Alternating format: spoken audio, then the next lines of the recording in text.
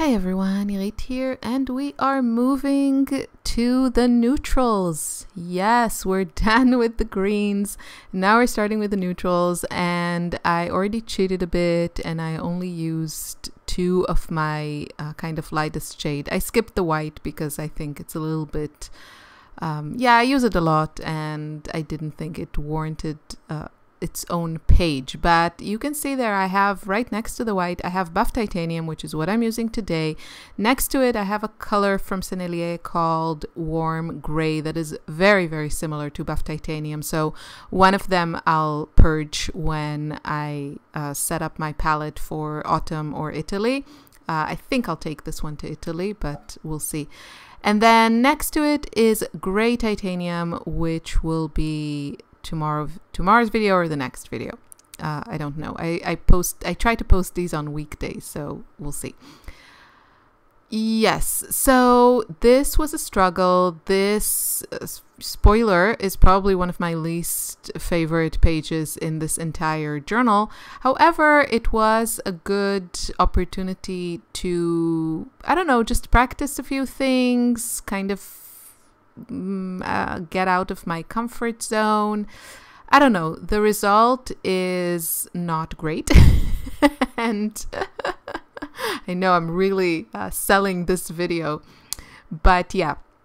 So my original thought was to try and just mix buff titanium with a lot of the more vibrant colors in my palette and kind of showcase what it can do for you. And I still think, you know, that's a great way of probably demonstrating how I use it most of the time. I do like it in mixtures. It's one of those colors that came into my life probably a little bit later in my watercolor journey. I was all about the super saturated, super transparent watercolors, and I didn't want to look at anything that was muddy or opaque or anything like that. But buff titanium is a classic, and for good reason. You can see it's kind of like that, you know, unbleached color of white. And for the most part, I do prefer the mixtures that I get with white for florals, but I think when it comes to kind of backgrounds and maybe even foliage and definitely like cityscape or village landscape, that type of thing, I think buff titanium is a really great color to kind of muddy things up, tone things down, gray, you know, just add that mud. I don't know what to say. That little buff of, yeah, that color. So you can see, you can make really interesting colors with it. And if you like more of a vintage looking look, then vintage looking look. Great English, Irit. Very impressed with myself. But you know what I mean? It's just, I think it's a color that would work for that style. So that's what I was doing. And honestly, it was just like, okay, how can I kind of showcase what I'm doing with this color? My heart wasn't in it. It's just kind of going through the motions. And here I'm mixing it with some cobalt turquoise, which is really a lovely mix. I do like also how it looks with ultramarine blue. I think that's pretty. That's the left flower on the right page. You can see on the bottom left area of that page. And I don't know, then with that crazy brilliant red violet from Schmincke, it's a good contrast. I think there are some pretty shades there, but it's just a little bit much. So I was like, okay, let's go with the background. And I mixed it with a little bit of lunar black, which is kind of what I like to do to darken colors and muddy them and add granulation. So it's the other side of the scale. And yeah, I didn't know what I was doing. I didn't like anything. And my flat brush is just a flat brush from Jackson's. It's a 3/4 inch brush, it's, you know, it does the job. So I decided, okay, let's try something different. I have this watercolor ground that is also buff titanium in color, and I have to say this is a little bit more intense and a little bit, maybe a little bit yellower than the watercolor, but obviously with a watercolor with that name you'll also add some water to it. So I don't know, I think you can see that it's just a little bit darker, and I'm showing you the consistency. I saw Léonard also got this, and hers looked really more fluid. I don't know how the product is in the jar itself, but you can see that what was stuck to the cap is definitely not liquid. It's quite pasty. So yeah, I didn't like anything that was going on here, and I thought, okay, this is a good opportunity since we're dedicating this page to this color. I might as well try this ground. So if you're not familiar, watercolor ground is like gesso to acrylic. It's watercolor ground to watercolors, and the point of it is to prep a surface for watercolors. Now, if you're using watercolor paper, you don't need watercolor ground, but if you like this color and the idea of maybe adding some texture to your paper, you could definitely use it. But I think in general, I would say that I'm guessing most artists use it to prep a surface that otherwise wouldn't really work for watercolors. Like if you wanted to paint on a canvas, or if you wanted to paint on a wood panel, or I don't know, a metal box, basically any surface you can use this. And you need to wait for a day or two so it is completely cured, but then you can paint on it with watercolors. It doesn't behave like paper. I know I'm repeating myself, I say it all the time, but you can, it does perform better than an unprepped surface where, you know, many times you wouldn't be able to paint with watercolors at all on it. So that's what it is. It comes in transparent, white. I think there's also pearlescent, gold, black, maybe silver.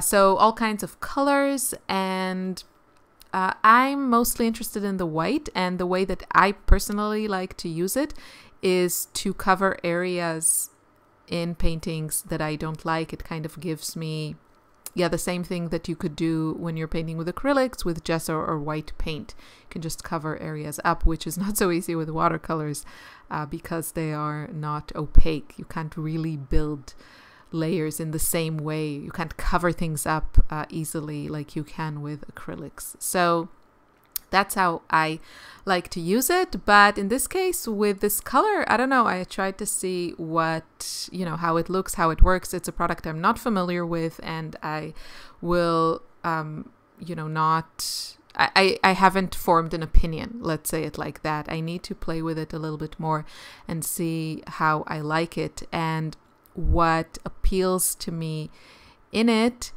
is kind of maybe to create more of a vintage look and combine it with a little bit of watercolors, but maybe also more pen work. And in that case, I would say I don't necessarily think that I need to use watercolor ground. I could probably use some buff titanium acrylic, maybe mixed with gesso or something. But what's nice about this one is that it has more tooth. So if I did want to use some watercolors and pen and pencil, it would work better than other materials. And this stage, I was like, okay, I'm not really feeling attached to anything. I wanted to see how watercolors looked on top of it. And you can see that some of the effects here I do like and will probably explore more in the future. But I also thought I just want some line work, something. That color of buff titanium really gives me those kind of vintagey vibes. And here is where I had some troubles, because I don't really have kind of a go-to sketchy flower designs. The one I started with, I completely copied it from one of Aliona's videos. Thank you, Aliona, for the inspiration. I really appreciate it. I think she calls it kind of a relaxing botanical illustration. I think it's a video from a couple of months ago, I want to say. And she paints this kind of flower, and that's pretty much the only one that I like at the moment. And I'm really trying to figure out how to sketch florals in this style. And I have been watching carefully Aliona's videos in the last part of July, where she did every day 3 illustrations, and I did find it inspiring, but I kind of need to work through my own sketches and kind of just find a few go-to illustrations that I like. And then I have to figure out how to make them work with my style and the things I already like doing. So it is a process, and sometimes it takes a long time. If you saw before, I pulled out a book, I think it's called 20 Ways to Paint a Tulip, and I'll link you to it. Hopefully I'll remember. If not, then remind me in the comments. It's a really nice book, and every page has like a lot of different ways of painting different flowers. However, I think it's great, and I think it delivers on the promise, but you need to like that particular style. And for me, it's just almost there. I don't know. It's just a little bit kind of cleaner and simplistic than I would like. I like my sketches just a tad more wonky, just a little bit more whimsical, not completely, childlike or like a children's book illustration, but I don't know, just have something that is a little bit more raw. And I find the sketches in that book are just a bit too stylized and kind of clean looking. So I'm still looking for that book that would help me get to exactly the look that I want. But I did try a few things from that book, and you'll probably see that also in, I don't know at which point I took a picture of this page because I kept adding more and more illustrations.